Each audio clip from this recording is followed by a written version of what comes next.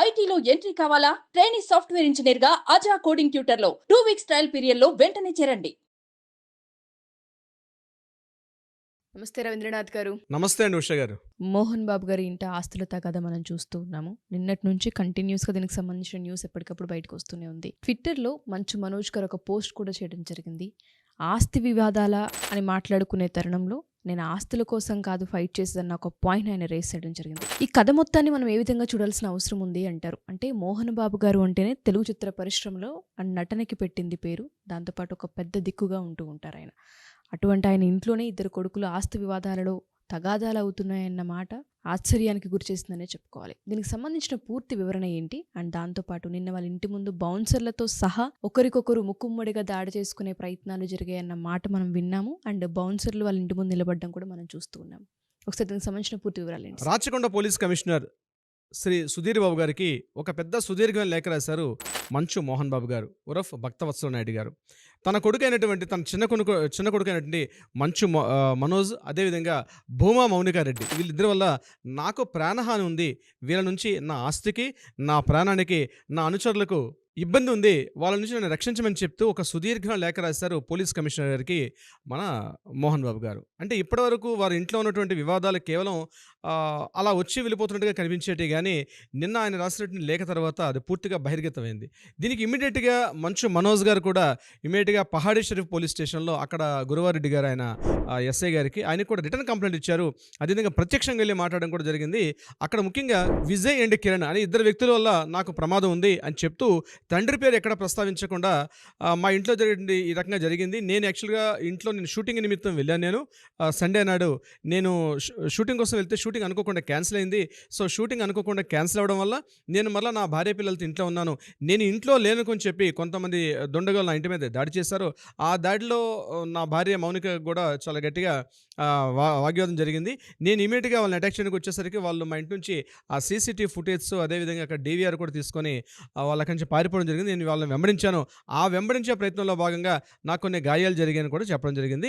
అంతకు ముందు రోజు అంటే డిసెంబర్ 8వ తారీఖు నాడు ఇక్కడ బంజారా హిల్స్లో ఆయన ఒక హాస్పిటల్ అడ్మిట్ అవ్వడం జరిగింది.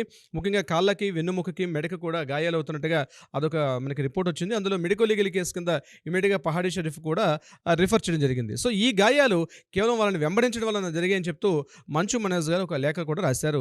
ఇది యాక్చువల్గా ఇప్పటివరకు మనకి అందినటువంటి ఇన్ఫర్మేషన్, జరిగినటువంటి సంఘటన. అయితే దీనికి సంబంధించి ఇప్పటివరకు మంచు మనోజ్ గారు, అదేవిధంగా మంచు విష్ణుబాబు గారు, అదేవిధంగా లక్ష్మీ ప్రసన్న, మంచు మోహన్ బాబు గారు, ఈ తండ్రి కూతురు కొడుకుల మధ్య ఏదో ఒక ఆస్తి తగాదాలు ఉన్నట్టుగా చాలా మీడియా కథనాలు వస్తున్నప్పటికీ కూడా కొన్ని సందర్భాల్లో ఖండించడం కూడా జరిగింది. అయితే డైరెక్ట్గా మోహన్ బాబు గారు వచ్చి నా కొడుకు వల్ల నాకు హాని ఉందని చెప్తే ఎప్పుడైతే రాశారో ఇది కాస్త తీవ్రతరమైంది. అందరి విషయాల్లో కూడా చర్చనీయాంశం అయితే ఏం జరిగింది. అయితే ఇది యాక్చువల్ జరిగిన సంఘటన. అసలు సంఘటన జరిగింది కాబట్టి అసలు ఏం జరిగి ఉండొచ్చు అనే విషయంలోకి మనం వెళ్ళగలిగితే ఉష గారు, ప్రధానంగా కుంతిపుత్రుడు సినిమాలో మోహన్ బాబు గారి స్వీయ నిర్మాణంలో జరిగేటువంటి ఒక సినిమా కుంతిపుత్రుడు, అందులో ఒక పాట కూడా ఉంటుంది, లేలే బాబా నిద్రలే అనే ఒక పాటలో. అది యాదృచ్ఛికమా కాకతాళీయకమా తెలియదు, కానీ పెద్ద కొడుకు ఎప్పుడూ ముద్దేలే అన్నట్టుగా ఒక చరణం ఉంది. అప్పట్లో ఈ విషయం మీద కూడా కొంత డిస్కషన్ కూడా జరిగింది.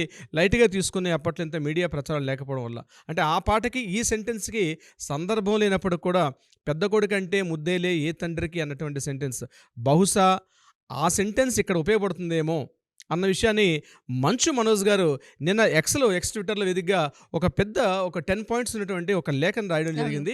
నేను మంచు మనోజ్ గారు ఆ లేఖలో రాసిన సారాంశాన్ని ఇక్కడ మీతో వివరించే ప్రయత్నం చేస్తాను ఉష గారు. నేను అందులో ఆయన టోటల్గా 10 పాయింట్స్ రాశారు. పాయింట్ వైజ్గా నేను మీతో కొంత డిస్కస్ చేసే ప్రయత్నం చేస్తాను. చాలా డీటెయిల్గా రాశారు. అందులో ఫస్ట్ పాయింట్, నా భార్య పని చేసేటువంటి ఆరోపణలు, నా పైన నా భార్య పని చేసేటువంటి ఆరోపణలు మా నాన్నగారు ఏదైతే చేశారో ఆ ఆరోపణలు పూర్తిగా అవాస్తవం. నేను వాళ్ళు ఈ రకంగా కూడా వాళ్ళని ఇబ్బంది పెట్టలేదు. నా పైన నా భార్యని ఈ యొక్క వివాదాలకు తీసుకొని రావడం పూర్తిగా అవాస్తవం. నేను ఏ రోజు కూడా ఆర్థిక సాయం కోసం కుటుంబంపై ఆధారపడలేదు.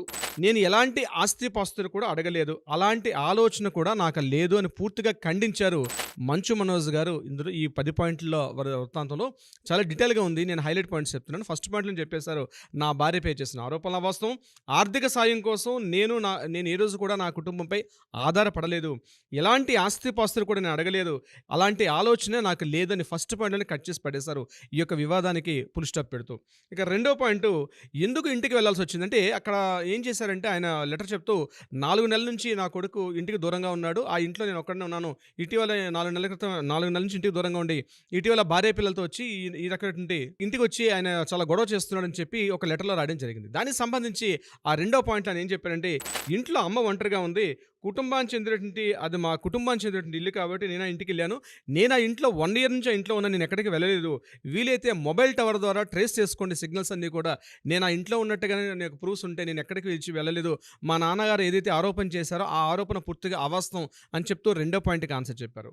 ఇక మూడో పాయింటు, ఇందులో 7 నెలల నా అమ్మాయిని అంటే నా కూతుర్ని వివాదంలో తీసుకొచ్చారు. ఆమె పేరు దేవసేన శోభ. ఆమెను తీసుకొని కూడా వివాదంలో తీసుకొని రావడం అత్యంత హేయమైనది. మా అమ్మాయి దీనికి ఎటువంటి సంబంధించిన విషయం కాదు. ఆ అమ్మాయిని కూడా తీసుకొచ్చి మా నాన్నగారు మాట్లాడడం తప్పు అని చెప్తూ కూడా మూడో పాయింట్ రాయడం జరిగింది. ఇది కాకుండా మూడో పాయింట్‌లో మరొక విషయం కూడా చెప్పారు. మా నాన్నగారు ఎప్పుడు కూడా మా దగ్గర పనిచేస్తున్నటువంటి అమ్మాయిలని అంటే వర్కర్స్ మీద చాలా ఎక్కువగా దురుసుగా ప్రవర్తిస్తుంటారు. వాళ్ళు అనేక విధాలుగా ఇబ్బంది పడుతుంటారు. చాలా సార్లు వాళ్ళు బాధపడేటువంటి సంఘటనలు కూడా ఉన్నాయి. వాళ్ళు ఎప్పటికప్పుడు మానేసి వెళ్ళిపోదాం అనుకున్నప్పుడు కూడా నేనే వాళ్ళని బుజ్జగించే ప్రయత్నం చేసి ఇంట్లో వర్కర్స్‌ని పెట్టుకుంటాను. ఇది మా నాన్నగారు పూర్తిగా కొంత దురుసు స్వభావంతో కలిగి ఉంటారు. అది చాలామంది ఇబ్బంది పడుతుంటారు. కేవలం నా వల్ల మాత్రమే ఇంట్లో పని మనుషులు వర్కర్స్ ఉన్నారంటే బికాస్ ఆఫ్ ఓన్లీ నా వల్లే తప్పించి మా నాన్నగారి ప్రవర్తన ఎవరికీ నచ్చదు. చాలా దురుసు స్వభావి, చాలా దుండుకు స్వభావం అని చెప్తూ కూడా ఈయన చెప్పడం జరిగింది. ఇక నాలుగో పాయింట్ విషయానికొస్తే కూతుర్ని విడిచిపెట్టేసి కొడుకు కోడలు వెళ్ళిపోయారు. నా కొడుకు కోడలు కూతుర్ని ఇక్కడ అమ్మ దగ్గర పడేసి వెళ్ళిపోయారు. అసలు వాళ్ళకి బాధ్యత కూడా లేదని చెప్తూ ఒక పాయింట్‌లో నాన్నగారు చెప్పడం జరిగింది. అటువంటిది పూర్తిగా అవాస్తవం. నేను మా అమ్మ యొక్క సంరక్షణలో పెట్టి నేను బయటికి వెళ్ళాల్సి వచ్చింది తప్పించి అది హాస్పిటల్‌కి వెళ్ళాను. వేరే ఉద్దేశానికి వెళ్ళలేదు. పూర్తిగా నా భార్య మా అమ్మ సంరక్షణలో ఉంది. మా అమ్మ నిర్మలాదేవి గారి సంరక్షణలో ఉంది. ఇది పూర్తిగా మా అమ్మాయిని పెట్టానని చెప్తూ ఆయన ఒక పాయింట్ చెప్పడం జరిగింది. ఇక ఐదో పాయింట్‌గా నేను చెప్పారంటే మా ఇంట్లో ఉన్నటువంటి సీసీటీవీ ఫుటేజ్ అన్నీ కూడా పూర్తిగా బయటికి తీసుకొని రావడం జరిగింది. ఆ డీవీఆర్ సెట్‌తో సహా ముఖ్యంగా విజయ్ అండ్ కిరణ్ ఇద్దరు కూడా వీళ్ళందరూ కూడా మా నాన్నగారికి అదేవిధంగా మంచు విష్ణుకి చాలా సహాయకులుగా కొన్ని సంవత్సరాలుగా పనిచేస్తున్నారు. వీళ్ళందరూ కూడా ముఖ్యంగా ఏదైతే కాలేజ్ ఉందో కాలేజ్ సంబంధించినటువంటి యాక్టివిటీస్ వీళ్ళు దగ్గరగా చూస్తారు. దీనికి సంబంధించి మా ఇంట్లో ఉన్న ఇంతకుముందు ఒక డిస్కషన్ జరిగింది. ఈ డిస్కషన్‌లో వాళ్ళు చాలా వల్గర్‌గా మాట్లాడారు కాబట్టి పూర్తిగా సీసీటీవీలు, డీవీఆర్ సెట్ ఇవన్నీ కూడా వాళ్ళు ఎక్కడి నుంచి పట్టుకొని పోయారు. దాని మీద విచారణ చేస్తే మంచిది. దీంట్లో నా ప్రమేయం ఏమీ లేదని చెప్తూ ఇంకో పాయింట్ చెప్పడం జరిగింది. ఇక ఆరో పాయింట్‌కి ఏం చెప్పారంటే ఇప్పటివరకు నాకు ఫ్యామిలీ సపోర్ట్ అన్నదే నాకు లేదు. నేను కంప్లీట్‌గా నా శ్రమ, నా ప్రతిభ ద్వారా మాత్రమే పూర్తిగా నేను నా కెరీర్ నిర్మించుకున్నాను. నా ఫ్యామిలీ సపోర్ట్ చాలా తక్కువ. బయట వాళ్ళకి తెలిసినట్టుగా కాదు గానీ, నేను ఎప్పటికప్పుడు నా ప్రతిభ దీంతోటి నేను ఇప్పటివరకు సినిమా ఇండస్ట్రీలో అంచెలంచెలుగా పైకి వచ్చాను. చాలా కష్టపడాను గానీ, ఈ రోజు నేను ఫెయిల్ అయిపోవడానికి కూడా నా ఫ్యామిలీ అనుకున్నట్టుగా సపోర్ట్ చేయట్లేదు. మా అన్నయ్యకి ఇస్తున్నటువంటి ఇంపార్టెన్స్ నా పైన ఇవ్వట్లేదు ఫిల్మ్ ఇండస్ట్రీలో కూడా. కానీ అయినప్పటికీ కూడా నేను కొన్ని మ్యూజిక్ వీడియోస్ చేశాను. కొన్ని ఫైటింగ్ సీన్స్, కొన్ని కమర్షియల్ యాడ్స్ చేసుకుంటూ నా కుటుంబాన్ని నేను పోషించుకుంటాను తప్పించి నా యొక్క పూర్వపు ఆస్తిపాస్తులు కానీ నాన్నగారు ఇచ్చినటువంటి దేని మీద నేను ఈరోజు బతకడం లేదు. పూర్తిగా నేను గెయిన్ చేసుకోవడం నా కుటుంబంతో నా ఫ్యామిలీని సంరక్షించుకుంటున్నా అని చెప్పి ఆయన ఈ పాయింట్లో చెప్పడం కూడా జరిగింది. ఏడో పాయింట్గా నేను చెప్పారంటే నేను ఎప్పుడు కూడా మా నాన్నగారి యొక్క ఆస్తిపాస్తులు అడగలేదు. నేను వీలైతే సవాల్ విసురుతున్నాను. ఆ ప్రాపర్టీస్ ఏమైనా నేను ఏ రోజున అడిగినట్టుగా కానీ ఎక్కడైనా మీరు ప్రూఫ్ చేయగలిగితే నేను చూపించండి. నేను సవాల్ విసురుతున్నాను. నేను ఏ రోజు కూడా నేను అటువంటి ఆస్తిపాస్తులు ఏవి కూడా నేను అడగలేదు అని చెప్పి బహిరంగంగా చెప్పడం ఆయన యొక్క ఈ ఎక్స్ వేదికగా పంచుకున్నారు. అదేవిధంగా 8వ పాయింట్‌గా చెప్పాలంటే ఏదైతే ఇప్పుడు చిత్తూరు ముఖ్యంగా శ్రీ విద్యానికేతన్ యూనివర్సిటీ ఉందో ఆ శ్రీ విద్యానికేతన్ యూనివర్సిటీలో మొత్తం 9 మంది ట్రస్టీలు ఉన్నారు. ఆ 9 మంది ట్రస్టీల్లో మోహన్ బాబు గారి పేరు ఉంది. రెండో పేరు విష్ణు గారి పేరు ఉంది. దీంతో మరి కొంతమంది పేర్లు కూడా ఉన్నాయి. అందులో మంచు మనోజ్ గారి పేరు లేదు. అయితే ఈ విషయం నేను ఎందుకు చెప్తానంటే ఈ యొక్క విషయం చెప్పే ముందు ఆ ట్రస్టుల యొక్క పేరులో మంచు మనోజ్ గారి పేరు లేదు. అయితే 2022లో ఒక సంఘటన జరిగింది ఏంటంటే ముఖ్యంగా శ్రీ విద్యానికేతన్ కళాశాలలో ఉన్నటువంటి ఫీజుల పెంపు మీద చాలా రాద్ధాంతం నడిచింది. చాలామంది అబ్జెక్షన్ కూడా తీసుకొచ్చారు. కొంతమంది మీడియా కథనాల్లో కూడా చాలా అవకతవకలు జరుగుతున్నాయి. ఆర్థిక అవకతవకల యొక్క కాలేజీలు జరుగుతున్నాయని చెప్పినప్పుడు మోహన్ బాబు గారు, మంచు విష్ణు గారు కూడా ఇమీడియట్గా ప్రెస్ మీట్ పెట్టి ఇక్కడ ఎటువంటి ఆర్థిక అవకతవకలు లేవు, అంతా సవ్యంగా ఉంది అని చెప్పినప్పుడు మంచు మనోజ్ గారు ఒక మాట మాట్లాడడం జరిగింది. ఆ సందర్భంలో ఏమని మాట్లాడారంటే ఇక్కడ ఆర్థిక అవకతవకలు జరుగుతున్నాయి, వీళ్ళే దీని మీద ఎంక్వైరీ చేయండి అని చెప్పి మనోజ్ గారు సందర్భంలో మాట్లాడడం కూడా జరిగింది. సో దాన్ని ఉదాహరిస్తూ ఇక్కడ 8వ పాయింట్గా నేను చెప్తున్నారంటే మోహన్ మోహన్ బాబు యూనివర్సిటీ రీసెంట్గా శ్రీ విద్యానికేతన్ అన్నది మోహన్ బాబు యూనివర్సిటీకి అప్గ్రేడ్ జరిగింది. సో అక్కడ అనేక రకాల ఆర్థిక అవకతవకలు జరుగుతున్నాయి. అందులో ఉన్నటువంటి ముఖ్యంగా వినయ్ మహేశ్వర్ అనేటువంటి ఒక ఆమె పూర్తిగా ఈవిడ కూడా ట్రస్టీగా ఉన్నారు. వాళ్ళందరూ కూడా కలిసి అనేక ఆర్థిక అవకతవకలు పాల్పడ్డారు. దానికి సంబంధించిన సాక్ష్యాధారాలు నా దగ్గర ఉన్నాయి. వీళ్ళతో ఎంక్వైరీ కమిషన్ వేయించండి అని కూడా చెప్తూ ఈ ఎక్స్ వేదికగా 8వ పాయింట్గా ఆయన చెప్పడం కూడా జరిగింది. 9వ పాయింట్గా చెప్పుకోవాలంటే వీళ్ళ అన్నయ్య విష్టికి నాన్నగారు అనేక రకాలుగా సపోర్ట్ చేస్తున్నారు. చాలా సందర్భాల్లో సపోర్ట్ చేస్తున్నారు. అంటే ఇది అదని చెప్పలేను కానీ అనేక రకాలుగా అనేక సంవత్సరాలుగా ప్రతి సందర్భంలో కూడా నాన్నగారు అన్నయ్యకి ఎంతో సపోర్ట్ చేస్తున్నారు. ఆయన ఎన్ని రకాల ఫెయిల్యూర్స్ ఉన్నప్పుడు కూడా అన్నయ్యకి అన్ని రకాలుగా సపోర్ట్ చేస్తున్నారని చెప్తూ నేను ఏ రోజు కూడా అన్నయ్యకి ఇచ్చిన సపోర్ట్ నాకు కూడా ఇవ్వమని చెప్పి నేను ఏ రోజు కూడా లేదు. ఇది మొత్తం అందరికీ కూడా తెలిసి విషయంలో అన్నయ్యకి ఎంత సపోర్ట్ చేస్తున్నారని చెప్తూ ఇప్పుడు రీసెంట్గా దుబాయ్ వెళ్ళారు. ఎందుకు దుబాయ్ వెళ్ళారో కూడా విషయం తెలుసు. నేను చెప్పాల్సిన అవసరం లేదు. మా నాన్నకి విషయం తెలుసు. ఆయన చెప్తేనే బాగుంటుంది అని చెప్తూ 9వ పాయింట్లో ఆయన చెప్పడం జరిగింది. ఇక 10వ పాయింట్ ఏంటంటే చిట్ట చివరి పాయింట్ 10 పాయింట్స్లో లాస్ట్ పాయింట్ ముఖ్యంగా లాస్ట్ ఇయర్ సెప్టెంబర్లో మా ఫ్యామిలీ జరుగుతున్న ఇటువంటి ఈ ఇష్యూస్ ఏవైతే ఉన్నాయో ఈ డిస్టర్బెన్స్ దీనికి సంబంధించి నాన్నగారు నేను వేడుకున్నాను, అందరం కూర్చుని మాట్లాడుకుంటే సబ్జెక్ట్ సాల్వ్ అయిపోతుంది, ఈ రకాల కన్ఫ్యూజన్స్ ఉండవు.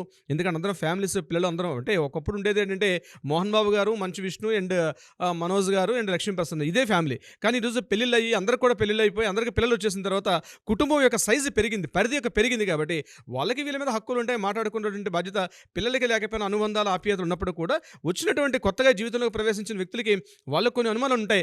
వాటిని తీర్చాల్సిన బాధ్యత పెద్ద మనిషిగా కుటుంబ పెద్దగా ఉన్నటువంటి మోహన్ బాబు గారి యొక్క విషయం కూడా ఉంటుంది. ఆయన ఒక సందర్భంలో ఒక ఇంటర్వ్యూలో మాట్లాడుతూ చెప్పారంటే నా ప్రాపర్టీస్ అన్నీ కూడా ఈక్వల్గా నేను పనిచేశాను అని 5-6 years బ్యాక్ నా టోటల్గా వీలునామా రాసేసాను. వీలునామాలు ఎవరి ప్రాపర్టీస్ వాళ్ళకి రాసేసాను తప్పించి నా ఎటువంటి డిస్టర్బెన్స్ లేదు. నా కొడుకే నా కూతురైనా ఒకటే, కానీ కూతురు అంటే నాకు చాలా ఎక్కువ ఇష్టం, కూతురుగా నేను ఎక్కువగా ఇవ్వడం జరిగిందని చెప్తూ ఒక సందర్భంలో ఒక ఇంటర్వ్యూలో కూడా మనం వినడం జరిగింది ఒక ఇంటర్వ్యూలో. సో బహుశా అటువంటిది ఏదైనా విషయం జరిగి ఉండొచ్చు. ఏదైనప్పటికీ కూడా ఒక క్రమశిక్షణ, ఒక డిసిప్లిన్, ఒక ఇండిపెండెన్స్ అనే విషయంలో మోహన్ బాబు గారికి పెట్టింది పేరు. ఆయన మాట దుడుకుంటుంది కానీ మనిషి ఇప్పటికి కూడా క్రమశిక్షణ అంటే ఎన్టీ రామారావు గారి తర్వాత మరలా మా అన్నగారని చెప్తూ మోహన్ బాబు గారికి అంత క్రమశిక్షణగా ఇండస్ట్రీలో ఒక పేరుంది. అయితే ఆయన నోటు దురుసు వల్ల కొన్ని రకాలుగా ఆయన చెడ్డ పేరు ఉండొచ్చు కానీ వ్యక్తిగతంగా సినిమా పరంగా క్రమశిక్షణ కానీ ఒక విలక్షణ నటుడిగా చెప్పాలంటే మోహన్ బాబు గారికి ఆ ప్లేస్ని రీప్లేస్ చేసే వ్యక్తి ఇప్పటివరకు ఇండస్ట్రీలో ఎవరు లేరు. ఒక సందర్భంలో ఒక గొప్ప నటుడైనటువంటి అమితాబ్ బచ్చన్ గారు చెప్పారు, ఇండస్ట్రీలో అప్పుడు మనకి ఎట్లయితే ప్రాణ్ గారని హిందువులు ఎలా ఉంటారో అట్లాంటి ఈక్వల్ నటుడు మరలా మనకి ఇక్కడ ఎంటైర్ సౌత్ ఇండియాలో ఒక మోహన్ బాబు గారిని చెప్పడం కూడా ఆయన నటనలో కానీ ఆయన క్రమశిక్షణలో కానీ దీనికి సంబంధించి ఆయనకి ఎక్కడ ఎవరో ఒక మార్క్ పెట్టలేరు. కానీ తన కుటుంబంలో ఉన్నటువంటి ఏదైతే విషయం జరుగుతుందో ఒక కుటుంబ పెద్దగా అందరినీ ఒక కంట్రోల్ చేయాల్సిన బాధ్యత అయితే ఉంది. కానీ ఏదేమైనప్పటికీ కూడా ఆయన తన రాచకొండ కమిషనర్ గారికి లెటర్ అయితే రాయడం అన్నది ముఖ్యంగా వాళ్ళ ప్రాణహాని. ఏదైనా ఉంటే ఇంట్లో కుటుంబ సభ్యులు కూర్చొని సాల్వ్ చేసుకోవాల్సింది. అంతేగాని ముఖ్యంగా బయటపడి ప్రజలందరి నోట్లో నానితే మాత్రం ఖచ్చితంగా పిల్లల యొక్క భవిష్యత్తుకి ఇబ్బంది. అదేవిధంగా అట్ ద సేమ్ టైం తన కూడా ఈ 78 ఏళ్ళ వయసు, ఆయన యొక్క లెటర్లో కూడా రాశారు, నా వయసు ఇప్పుడు 78 సంవత్సరాలు, ఈ వయసులో నేను ఇటువంటివి ఎదుర్కోవడం చాలా ఇబ్బందిగా ఉంది, నాకు ప్రాణహాని ఉందని చెప్పడం కూడా ఒకంత ఆశ్చర్యానికి ఒకంత విస్మయానికి కూడా గురిచేస్తుంది. ఏదేమైనప్పుడు కూడా మంచు మనోజ్ గారు ఎక్స్ వేదికగా ట్విట్టర్ వేదికగా ఏదైతే మాట్లాడారు ఈ 10 అంశాలు లేవనెత్తారు, నిజంగా ఇదంతా కూడా ఆలోచింపదగ్గ విషయం. ఎందుకంటే చాలామంది ఆస్తుల గొడవలే ప్రధానంగా వీళ్ళ మధ్య నడుస్తున్నాయని చెప్తూ గడిచిన 2 రోజులుగా ఏదైతే ఇవి మనకి వినిపిస్తున్నాయో సోషల్ మీడియా వేదికగా దానికి పులి స్టాప్ పెడుతూ మనోజ్ గారు పెట్టినటువంటి ఈ యొక్క వ్యాఖ్యలు ఏవైతే ఉన్నాయో, ఈ యొక్క డీటెయిల్స్ ఏది ఉన్నాయో డెఫినెట్గా దీని గురించి అయితే కొంత కన్ఫ్యూజ్ అయితే మాత్రం ఉంది. ఏం జరుగుతుందో ఏంటో తెలియాలి. అదే సందర్భంలో నేను లక్ష్మీప్రసన్న గారు కూడా రావడం, మంచు మనోజ్తో కొంతసేపు హాఫ్ అన్ అవర్ 1 hour మాట్లాడి కొంతవరకు లక్ష్మీప్రసన్న మంచు మనోజ్ గారికి సపోర్ట్గా ఉన్నట్టుగా కూడా తెలుస్తుంది. ఇది ఏమైనప్పటికీ ఇది కేవలం వాళ్ళ కుటుంబ విషయం, వాళ్ళ వ్యక్తిగత విషయాలు. ఎప్పుడైతే వాళ్ళు పోలీస్ స్టేషన్కి వచ్చారో 10 మంది కూడా మాట్లాడుకునే అవకాశాన్ని వాళ్ళు ఇచ్చినట్టుగా కనిపించింది. మీరు అన్నట్టుగానే ఎక్స్ వేదికగా ఆయన లేవనెత్తిన 10 అంశాలను కనుక చూస్తే ఇందులో చాలా డీటెయిల్స్ ఉన్నాయని అర్థమవుతూ ఉంది. ఆస్తి వివాదాలు కాకుండా ఇది కొంచెం ఎడ్యుకేషనల్ ఇన్స్టిట్యూట్కి సంబంధించి ఏదో అవకతవకలు జరుగుతున్న ప్రాసెస్లో లేవనెత్తిన ఒక విషయంగా మనం చూడాలేమో అని అనిపిస్తుంది. దీనికి సంబంధించిన పూర్తి వివరాలు ఏంటి అండ్ ఇన్వెస్టిగేషన్ ఏ విధంగా కొనసాగే అవకాశం ఉంటుంది, అసలు ఎఫ్ఐఆర్ ఫైల్ చేసే అవకాశం ఉంటుందా లేదా? ఆల్రెడీ ఒక విషయం ఉష గారు, కంప్లైంట్ మీద 3 FIR నమోదాయి. అందులో సెక్షన్ 321, సెక్షన్ 351, BNS 115 ఈ 3 సెక్షన్స్ మీద వేశారు. ఈ 3 సెక్షన్స్ కూడా దేనికి సంబంధించిందంటే, ఒకటి ట్రెస్ పాసింగ్ చేసిందంటే అనుమతి లేకుండా తన ఇంట్లోకి ప్రవేశించడం అన్నది ఒకదాని మీద వస్తుంది. అదేవిధంగా వాళ్ళ ఆస్తులను ధ్వంసం చేయడం, థెఫ్టింగ్ చేయడం అంటే ఈ 3 సెక్షన్స్ మీద 329, 351 అండ్ BNS 115 ఈ 3 సెక్షన్స్ మీద ఎంక్వైరీ చేయడం జరిగింది. దీని మీద ఇమీడియట్గా రాచకొండ కమిషనర్ కూడా ఆ లెటర్ ఇమీడియట్గా సంబంధిత పహాడీ షరీఫ్ పోలీస్ స్టేషన్ కూడా పంపించడం జరిగింది. ఈరోజు వాళ్ళ ఇంటికి వెళ్ళి అందరినీ కూడా ప్రతి వ్యక్తిని కూడా పిలిచి మాట్లాడే అవకాశం అయితే ఉన్నట్టుగా పోలీసు వర్గాల ద్వారా మనకు అందినటువంటి ఇన్ఫర్మేషన్. ఏ విషయాలు బయటకు వస్తాయి, దీనికి సంబంధించిన పూర్తి వివరణ ఏంటో తెలుసుకుందాం. Thank you sir, thank you so much. Thank you so much ఉష్ గారు.